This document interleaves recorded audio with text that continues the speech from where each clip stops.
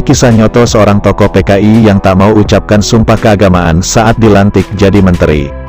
Seperti dikutip dari buku Kronik 65, catatan hari per hari peristiwa G30S sebelum hingga setelahnya, tahun 1963 sampai tahun 1971, yang disusun Kuncoro, Hadi, dan kawan-kawan. Pada bulan Agustus tahun 1964, Presiden Soekarno melakukan reshuffle Kabinet Dwi Kora I. Dalam reshuffle ini, Presiden Soekarno mengangkat beberapa orang wakil ketua Majelis Permusyawaratan Rakyat Sementara, MPRS, dan Dewan Perwakilan Rakyat Gotong Royong, DPR-GR, menjadi menteri. Salah satu tokoh yang diangkat jadi menteri adalah Hairul Saleh. Tokoh Partai Murba yang juga jadi salah satu ketua MPRS ini diangkat jadi menteri sekaligus merangkap jadi wakil Perdana Menteri 3. Tokoh lain yang merangkap jabatan adalah Subandrio. Subandrio selain dipercaya jadi Menteri Luar Negeri, dia juga diangkat jadi Wakil Perdana Menteri 1. Selain itu Subandrio juga menjabat sebagai Kepala Badan Pusat Intelijen, BPI. J. Leimena juga diangkat Soekarno jadi Wakil Perdana Menteri 2. Sementara Oe Cutat, tokoh Baperki yang dekat dengan PKI, didapuk jadi Menteri Negara diperbantukan tanpa portofolio. Presiden Soekarno juga mengangkat perwira-perwira baru sebagai menteri. Mereka adalah Menteri Jaksa Agung Kolonel Sutardi, Menteri Urusan Veteran dan Demobilisasi Mayor Jenderal Sarbini, Menteri Perguruan Tinggi dan Ilmu Pengetahuan Brigadir Jenderal Syarif Tayeb. Tidak hanya itu, Presiden Soekarno juga menarik Nyoto, seorang tokoh penting PKI, ke kabinet. Nah, saat pengambilan sumpah jabatan menteri di Istana Negara saat itu terjadi kehebohan. Nyoto saat hendak disumpah jadi menteri menolak sumpah keagamaan. Peristiwa itu bikin heboh, publik pun menganggap Nyoto tidak punya agama alias ateis. Pengangkatan menteri yang paling ramai dibicarakan adalah Nyoto.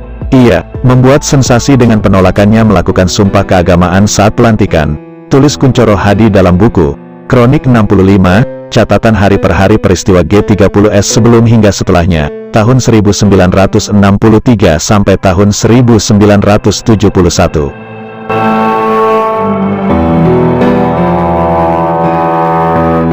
Cerita lain soal Nyoto diungkapkan Jenderal Sumitro. Dalam buku biografinya, Dari Pangdam Mulawarman sampai Pangkop Kamtib, Jenderal Sumitro bercerita, satu waktu ia hadir di Istana Bogor. Di Istana Bogor, ia melihat Nyoto, pemimpin PKI yang ketika itu jadi Menteri Negara. Nyoto, gembong PKI, pernah saya lihat sewaktu ia ikut dalam sidang kabinet di Bogor, kata Sumitro. Sumitro melihat Nyoto orang yang sombong. Di Istana Bogor pula, ia lihat Nyoto bersikap kurang ajar kepada Jenderal Hidayat, perwira Angkatan Darat yang juga seorang menteri. Melihat itu, emosi Sumitro mendidih. Ia pun menyikut Maijen Mursyid yang juga hadir di Istana Bogor. Kepada Mursyid, Sumitro mengatakan, satu hari ia akan dapatkan Nyoto. Sumitro mengucapkannya dalam bahasa Belanda. Dia kelihatan sangat sombong, kurang ajar terhadap Pak Hidayat. Hingga saya memberi tanda dengan sikut kepada Jenderal Mursyid dan berkata aku akan dapatkan dia. Benar, saya sakit hati melihatnya, kata Sumitro. Setelah itu, Sumitro memerintahkan anak buahnya agar bisa menangkap Nyoto. Saya perintahkan khusus untuk mengejarnya supaya ia terpegang. Selang beberapa waktu ia dikabarkan mati sudah. Aidit pun kemudian begitu juga tamat riwayatnya di minggu keempat bulan November, kata Sumitro. Sejarah pun mencatat, pada tanggal 11 Maret tahun 1966 sepulangnya dari sidang kabinet Nyoto ditangkap sejumlah orang yang tidak diketahui identitasnya. Waktu itu, Nyoto dalam perjalanan pulang menuju rumahnya di Jakarta. Sejak saat itulah, nasib Nyoto tidak jelas. Kabarnya, Nyoto ditembak mati di Kepulauan Seribu.